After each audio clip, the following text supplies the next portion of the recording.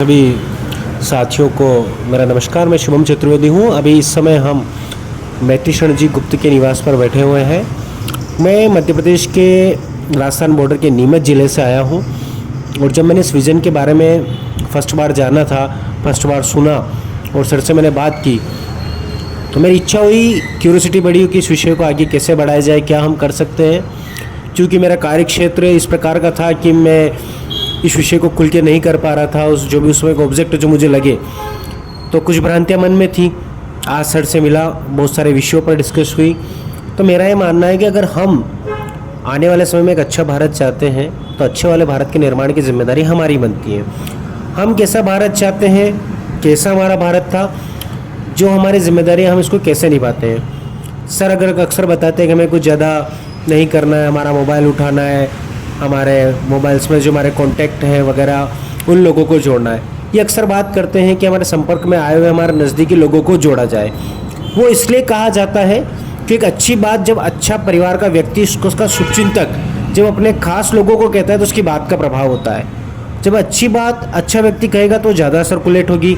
जिस प्रकार हम हमारे डिस्कशंस में पॉलिटिक्स के विषय पर करते हैं या अन्य सामाजिक विषयों पर करते हैं, जो बेनतीजा होती है, हम उस पॉलिटिक्स डिस्कशंस के बाद लास्ट में यही कहते हैं कि यार हम क्या कर सकते हैं। तो हम क्या कर सकते हैं, इसका हमारे पास ऑप्शन है।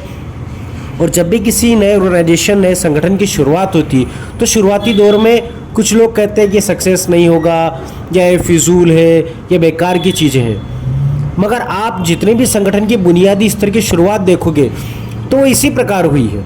और हमें तो बहुत आसान है कि कुछ ज़्यादा मेहनत करने की ज़रूरत नहीं है। मगर इस विजन को अगर हम डीपली समझेंगे और सामान्य शब्दों में समझेंगे और सामान्य शब्दों से समझाने की कोशिश करेंगे तो हमें बहुत सारी चीज़ों का लाभ प्राप्त होगा। अब आगे हम इस विजन को कैसे सक्सेस बनाएं, क्योंकि पहले तो ये विजन मैत्री शरण गुप्त जी का अकेले का विज़न नहीं है। ये हम सबके लिए बहुत अच्छी बात है कि उन्होंने इस विज़न को क्रिएट किया। अब इस विज़न को क्रिएट करने के लिए कितने लोगों की मदद ली या उन्होंने कितना इस पर रिसर्च किया कि ऐसा विज़न आना चाहिए, तो एक पका पकाया हमें एक विज़न मिल गया जो लगातार आगे से आगे हमारे मॉडल्स के बारे में बता रहा है। क्रम वाइज इसमें कई सारे मॉडल हैं जिनके बारे में हम जानेंगे तो हमें जानकारी मिल जाएगी। तो हमें तो एक मॉडल मिला है, हमें उस मॉडल को फॉलो करना है। फॉलो भी इस प्रकार करना है कि आप जिस भी वैचारिक या किसी भी धर्म संप्रदाय से आते हो, तो ये कोई धार्मिक संगठन तो है नहीं जो हमें इस धर्म संप्रदाय को छोड़कर इसको फॉलो करना है। यह संगठन है हमारे भारत निर्माण को। तो इसमें आप अपना क्या योगदान दे सकते हैं, कैसे योगदान दे सकते हैं, सर ने तो कई बार अपने वीडियोस में लोगों को बताया होगा। पर मेरा ये मानना है कि जब मैं आज सर से मिलने आया था तो सर चूँकि कि बाहर गए थे, 10 मिनट मैंने लोगों से चर्चाएं की, उसमें भी लोगों को पॉजिटिव रिस्पॉन्स आया। अपने संपर्क में आए हुए हर व्यक्ति से हमारी जो बेफिजूल की डिस्कशंस होती है, उन बेफिजूल की डिस्कशंस में कुछ क्षण भी अगर 2 मिनट भी हम इस मिशन को देंगे, इस मिशन के विज़न को देंगे, तो हो सकता है कि हम जो चाहते हैं अच्छा भारत वो हो सकता है।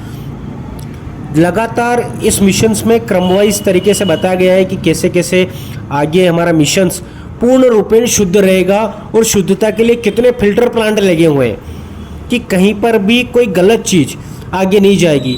जो एक ऑर्गेनाइजेशन में क्वालिटी कंट्रोल का एक डिपार्टमेंट एक होता है और अपराध मुक्त भारत मिशन में हर सीढ़ी पर क्वालिटी कंट्रोल का डिपार्टमेंट है, जहाँ पर छनकर अच्छी चीज़ ही आएगी। तो अब आप हम सब साथी जो ये चाहता है कि आज के भारत में जो नाखुश है, जो हमारे देश में किसी एक पार्टी विचारधारा से ऊपर उठकर आगे आना चाहता है, कि इस भारत की बुनियादी समस्याओं को समझना चाहता है, और हम कोई किसी भी प्रकार के किसी भी राज्य केंद्र की सरकार के खिलाफ नहीं है। हम ये चाहते हैं कि इन व्यवस्थाओं के अंदर किस प्रकार से अच्छे विज़न को प्राथमिकता मिले, और जब तक हम अच्छी चीज़ों की आवाज़ हम खुद नहीं उठाएंगे तो किसी और को क्या ज़रूरत पड़ी जो इन विजन्स को आगे बढ़ाएगा। हम पत्र पत्रिकाओं में आर्टिकल्स लिख सकते हैं, इन विषयों पर डिबेट कर सकते हैं, संगोष्ठी आयोजित कर सकते हैं, गोष्ठी आयोजित कर सकते हैं। अगर आप किसी भी पेशे से हो, चाहे आप व्यापार के पेशे से हो, शिक्षा के पेशे से, स्वास्थ्य के पेशे से, जिस भी पेशे के आप बिलोंग करते हैं, उस पेशे के संपर्क में आए हुए व्यक्ति के साथ आप इस विषय को रख सकते हैं। विषय को रखने में संकोच मत कीजिए। हो सकता है वो व्यक्ति इस विषय को पहली बार सुने, मगर उसने सुना तो है। आज वो सुनेगा, कल उसको जानेगा, परसों वो जरूर मानेगा। क्योंकि पूरे उद्देश्य में पवित्रता है, और पवित्र चीज पर व्यक्ति अगर एक बार फोकस करता है तो अंतोतगत्वा वो उसको पाता ही है। तो हमें हमारे पेशे में हमारे संपर्क में आए व्यक्तियों को बताना है।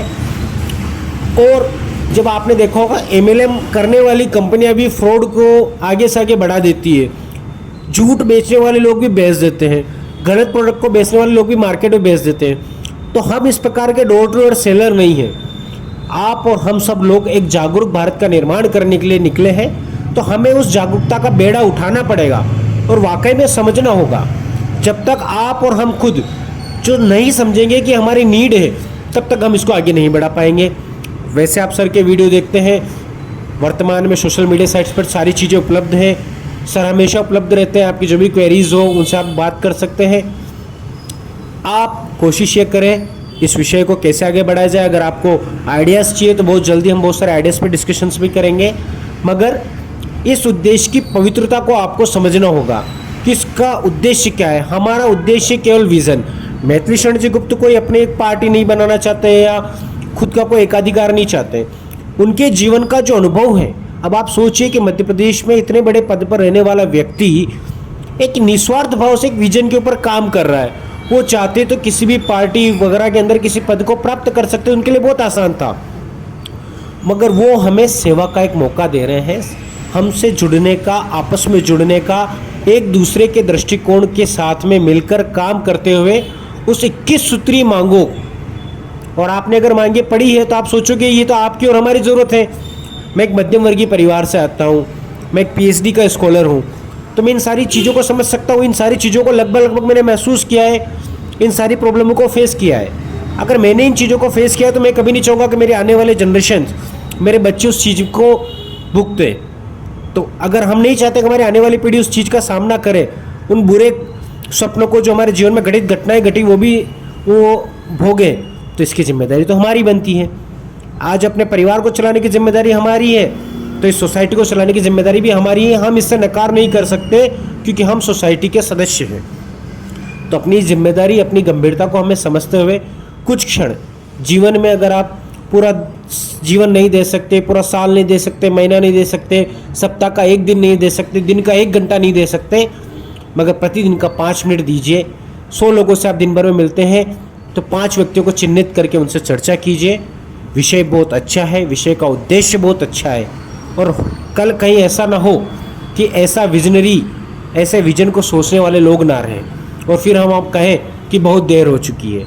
तो बहुत देर से अच्छा है कुछ प्रयास भला।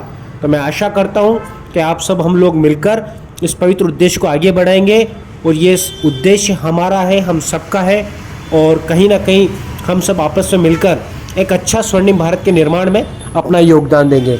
जय हिंद, जय भारत।